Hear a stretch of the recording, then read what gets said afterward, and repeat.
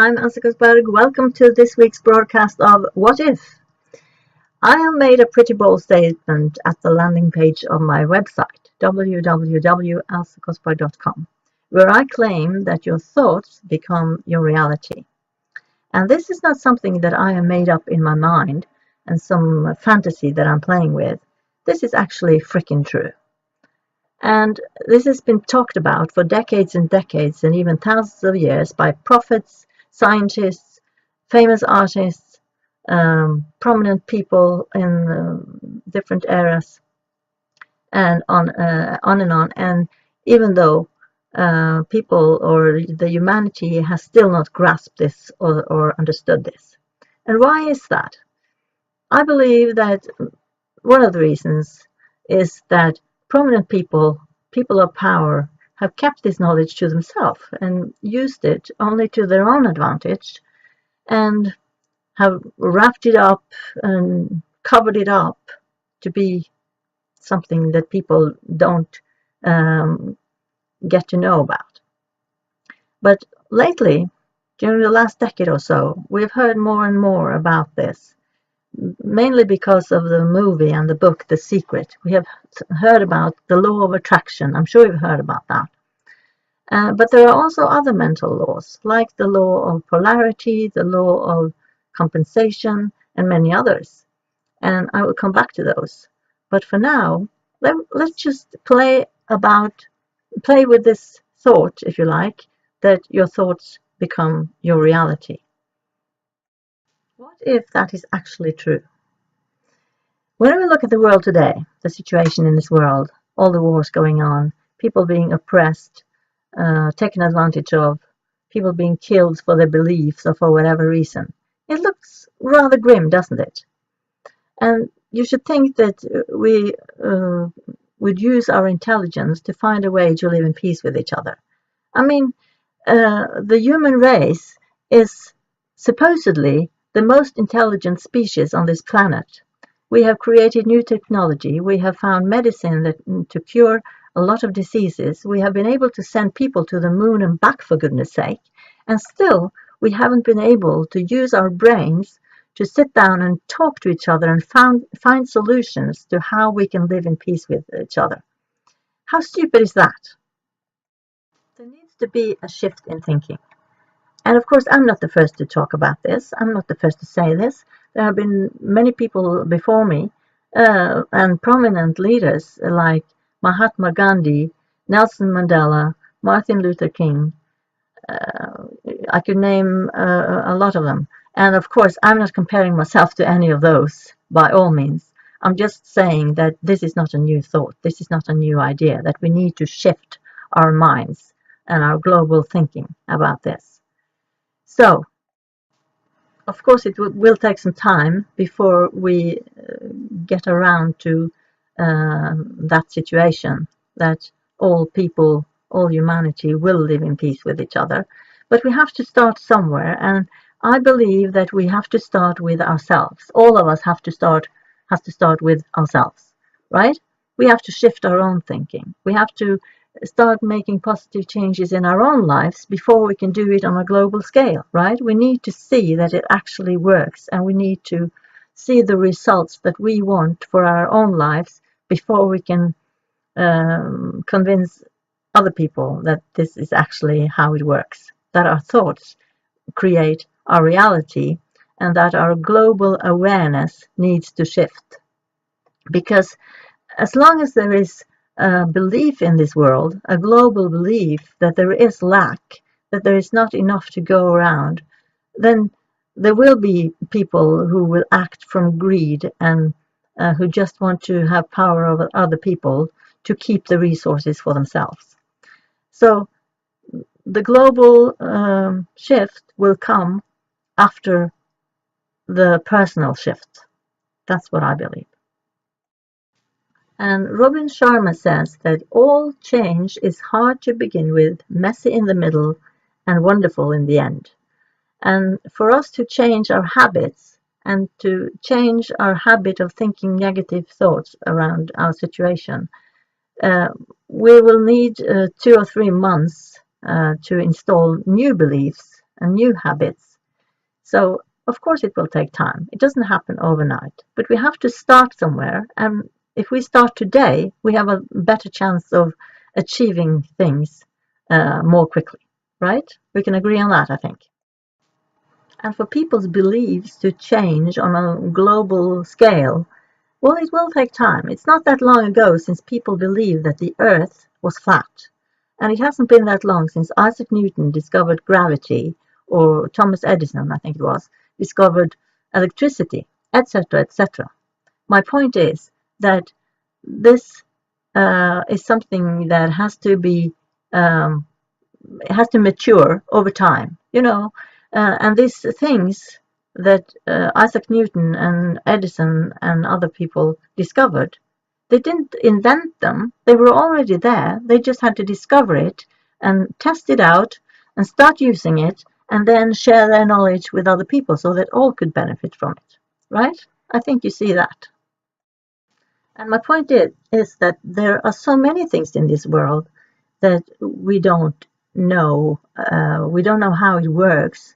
We just know that it does. And we believe in the physical laws without a shadow of doubt. We all believe in gravity and magnetism, and we believe that the air moves, even though we can't see it, but we can see the effect of it, right? We can see the air when the wind blows through the trees. We can see the trees move, so we know that air exists.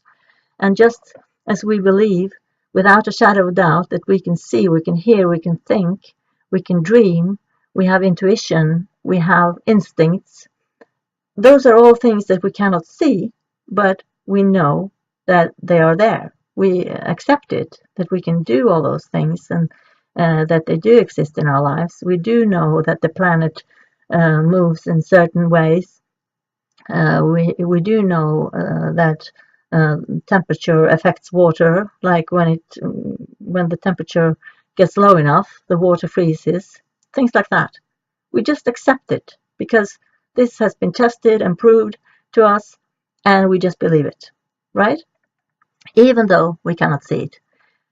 Why then is it so hard for people to believe that there are other laws in the universe, that there are actually also mental laws, just as real as the physical laws? Because, well, no matter what else you believe about the origin of this world, whether you believe in the Big Bang or God or whatever, we all agree on this one thing, that we have a physical body with organs that function in specific ways, and that we have invisible or intangible qualities, like I mentioned, intuition, instinct, thoughts, dreams, and that our thoughts, we think all the time, and we can create new ideas because of it. And this is something that we don't see, but we all agree on it. And that's why I want to challenge you today to take a look at this. Really play with the idea. What if your thoughts really create your reality? What effect will that have on your life from this day forward? What effect has it already had in your life? So I challenge you to take a pen and paper, sit down and reflect on this for a while. Look at situations and things that have happened to you earlier in life, good things and bad. Write down what those were, and then try to think, what were your dominant thoughts and beliefs around those things before they happened? Were they positive? Were they negative? And what happened? What was the result?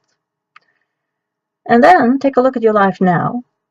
Are there any situations reoccurring in your life, negative situations that keep occurring again and again? What are your dominant beliefs and thoughts around those issues? What can possibly be the reason why they keep coming again and again in your life? So do that, reflect on those things. And when you have decided, or you have pinned out one negative situation that keeps occurring in your life again and again, decide to shift your thoughts around that situation. decide to start thinking positive thoughts around what you want to be the reality from now on. So start saying positive things to yourself around it and act as if the situation is already positive. It has already changed. And picture it in your mind. What will that be like? What will your life look like when you have managed to create a new reality for yourself? When the situation is positive? Is there anyone with you? How will you feel?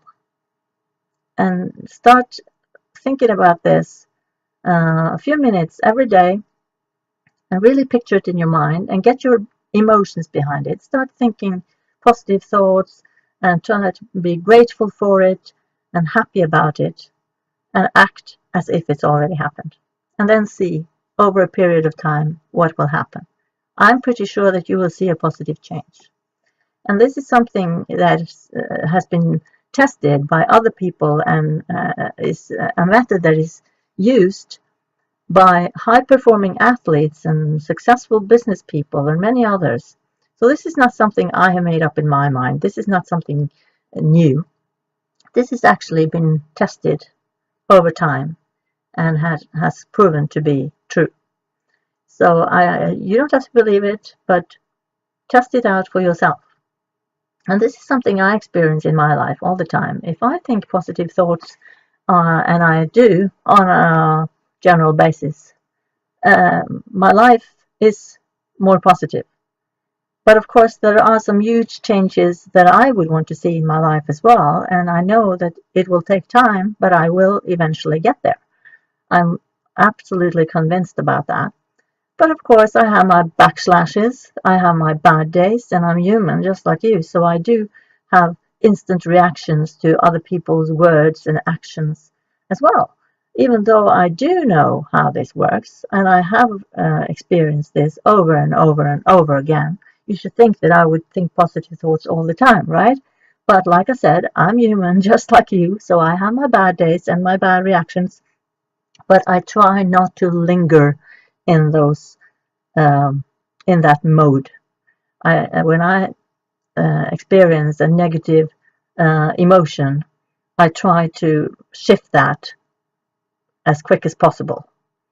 Sometimes it takes a day, sometimes it takes 2 days, sometimes it takes just a few minutes, and I'm back in the positive mode that I want to be in all the time. So, like I said, take this challenge, think about it. What if your thoughts do create your reality? What effect will that have on your life from now on?